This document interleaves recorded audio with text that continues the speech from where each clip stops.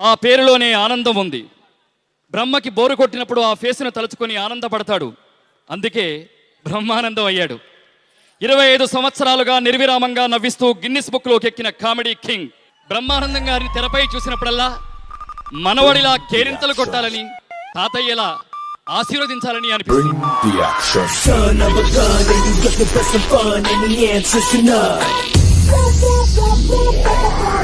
నాకు పిచ్చెక్కిందనుకునే ఈ జనాన్ని నా సినిమాలు చూసి పిచ్చెక్కించే స్టేజ్కి తెస్తారు.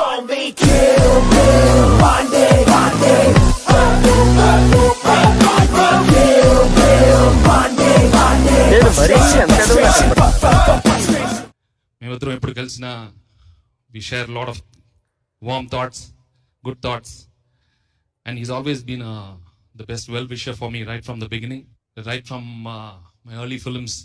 అబ్బాయి గారి నుంచి, ఇంట్లో ఇల్లాలు, వంటింట్లో ప్రేరాల నుంచి, క్షణక్షణం నుంచి, నువ్వు నాకు నచ్చావు, మళ్ళీ భోజనం రెడీ సార్. వెళ్ళి తీసురమ్మా.